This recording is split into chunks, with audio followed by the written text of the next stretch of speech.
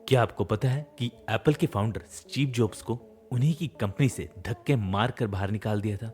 हाँ, ये बिल्कुल सही है।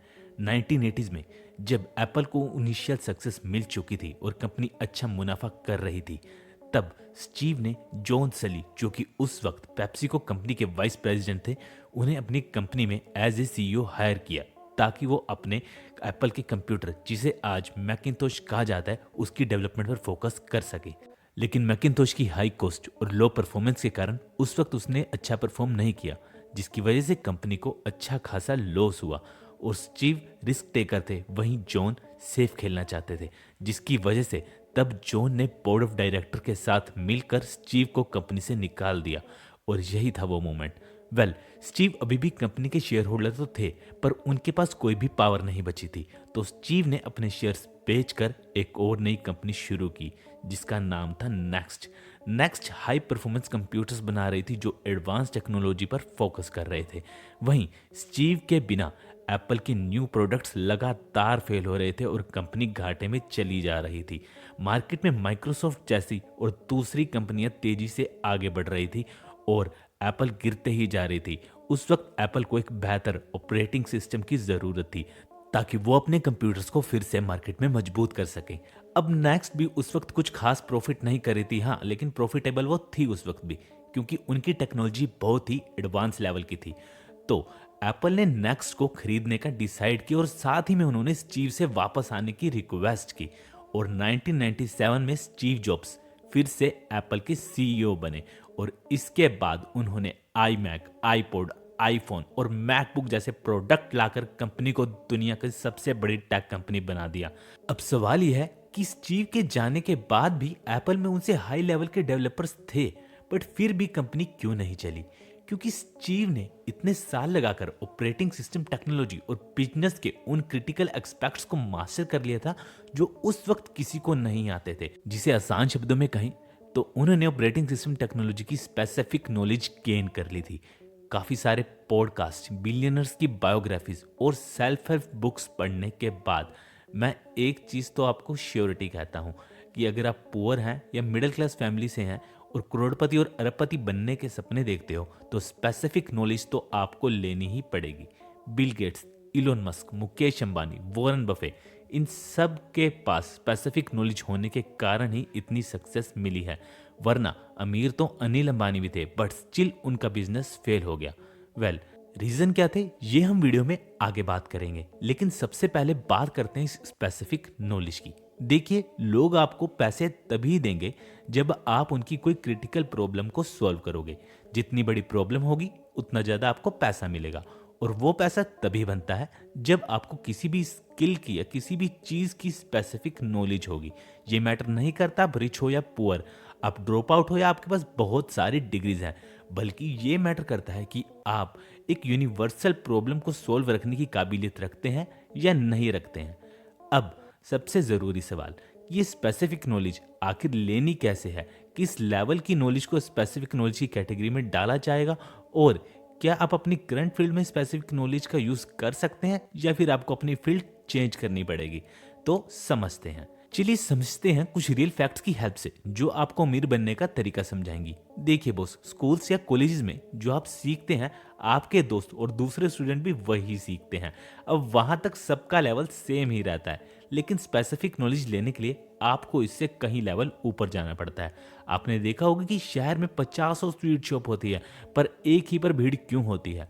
100 ट्यूशन सेंटर होते हैं, पर एक ही पर बच्चों की लाइन क्यों लगी होती है? इतने मेकअप आर्टिस्ट होने के बावजूद ही क्यों सबसे पॉपुलर सिर्फ एक या दो ही होते हैं? आखिर क्यों? सोचिए। क्योंकि इन सभी लोगों ने अपने हार्डवर्क और एक्सपीरियंस के दम पर अपनी फील्ड की ऐसी डीप नॉलेज गेन कर ली होती है जो दूसरे कॉम्पिटिटर्स के पास नहीं है। अब इस एग्जाम्पल से एक चीज़ तो समझने वाली ये है कि स्पेसिफिक नॉलेज किसी भी फील्ड में एक्वायर की जा सकती है, चाहे आपकी स्वीट शॉप है, बेकरी है या ट्यूशन सेंटर। अब सवाल यह है कि आपको किस फील्ड में स्पेसिफिक नॉलेज लेनी चाहिए या फिर आपको कौन सा फील्ड चूज करना चाहिए, ये कैसे डिसाइड करेंगे? इसके लिए चाहिए आपको दो चीज़ें। फर्स्ट, आपका इंटरेस्ट किस चीज़ में है, और दूसरा, उस फील्ड में ऐसी कौन सी प्रॉब्लम्स हैं जिसका सोल्यूशन लोग अभी तक नहीं ढूंढ पाए। हो सकता है आपको लगे कि ऐसी कोई भी प्रॉब्लम नहीं है आपके फील्ड में, बट रिमेंबर, कई बार प्रॉब्लम को फिगर आउट करना सॉल्यूशन निकालने से भी ज़्यादा मुश्किल होता है। तो आप जिस भी फील्ड में हैं उसे डीपली एनालाइज करें और प्रॉब्लम ढूंढें आज से ही। जैसे कि इलोन मस्क ने 2008 में टेस्ला के इलेक्ट्रिक व्हीकल लॉन्च करके किया, जब सारी दुनिया ट्रांसपोर्टेशन के लिए सिर्फ पेट्रोल पर डिपेंडेंट थी और पेट्रोल से पोल्यूशन काफ़ी बढ़ रहा था। तब टेस्ला ने दुनिया को वो दिया जो वो ढूंढ रही थी, और दुनिया ने टेस्ला को इतना पैसा दिया जितना टेस्ला ने कभी सोचा भी नहीं था। हालांकि टेस्ला से पहले भी कुछ कंपनीज ने अपने ईवीज लॉन्च किए, पर उनकी बैटरी लाइफ कम थी और दिखने में भी बहुत ऑर्डिनरी थे। इलोन मस्क ने इन दोनों प्रॉब्लम्स को डीपली एनालाइज किया, काफ़ी एक्सपेरिमेंट्स किए और इन प्रॉब्लम्स को सॉल्व किया और ईवी इंडस्ट्री को ग्लोबली डोमिनेट किया।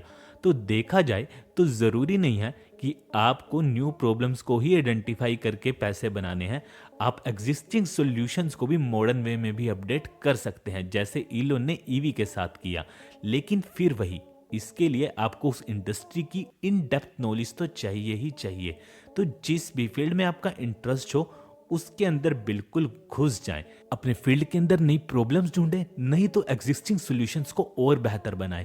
लेकिन अपनी फील्ड को बहुत ही बारीकी से समझें, उसके छोटे छोटे एस्पेक्ट्स को समझें और यहीं से आपको मिलेगी स्पेसिफिक नॉलेज। अब यहाँ तक आपको ये तो समझ आ गया होगा कि स्पेसिफिक नॉलेज होती क्या है, इसे गेन कैसे करते हैं और इससे आप क्या कुछ कर सकते हैं। अब ये तो सारी बात थी स्पेसिफिक नॉलेज की, लेकिन आपको रिचेस्ट बनने के लिए ना स्पेसिफिक नॉलेज के साथ साथ एक और चीज़ की ज़रूरत होती है, वो है बिजनेस माइंडसेट। बात है 2002 की, जब रिलायंस इंफोकॉम की शुरुआत हुई, जिसका पब्लिक फेस बने अनिल अंबानी, जो संभालते थे इसकी मार्केटिंग एंड प्रमोशंस। लेकिन पीछे का सारा दिमाग, जैसे स्ट्रेटजी और इंफ्रास्ट्रक्चर, वो था मुकेश अंबानी जी का, जबकि अनिल अंबानी तो बोर्ड ऑफ डायरेक्टर्स में भी नहीं थे। अब उस वक्त पूरे देश में नॉर्मल कॉल का प्राइस था 3 से 5 रुपए और एसटीडी कॉल तो और भी महंगी थी।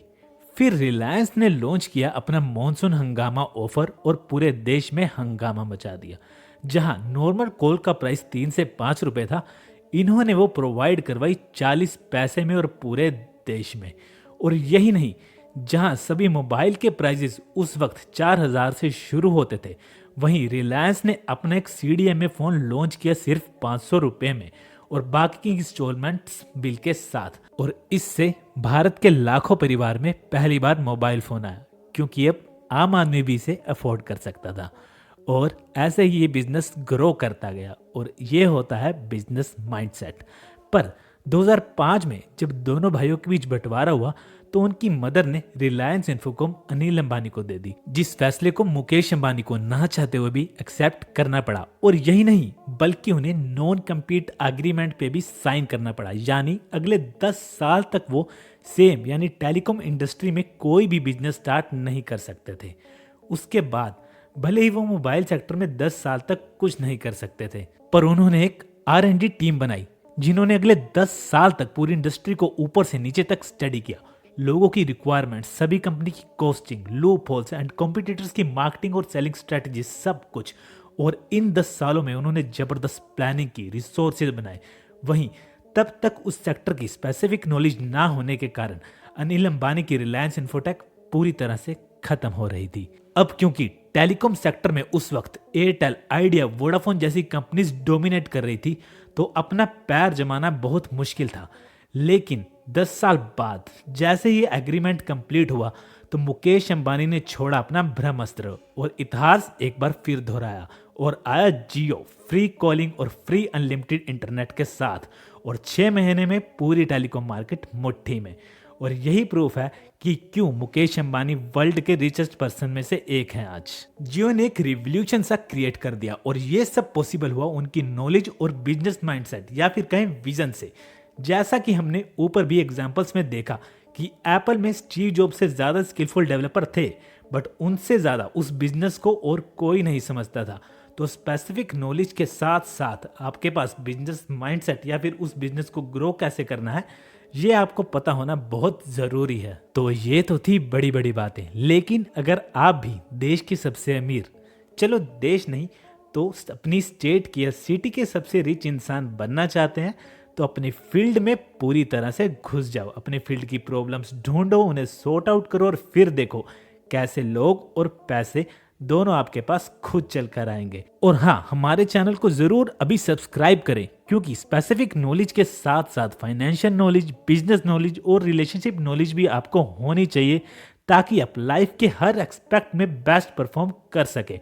और वो आपको मिलेगी सिर्फ हमारे चैनल पर।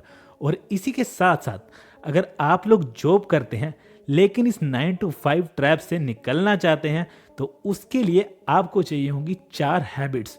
और अगर आपको वो भी जाननी है तो उसकी वीडियो आपको शायद इस स्क्रीन पर दिख भी रही होगी, नहीं तो उस वीडियो का लिंक आपको डिस्क्रिप्शन में मिल जाएगा, तो उसे जाकर जरूर देख लेना। लेकिन उससे पहले चैनल को जरूर सब्सक्राइब करें। तो मिलते हैं अगली वीडियो में, तब तक के लिए keep growing, tata bye bye.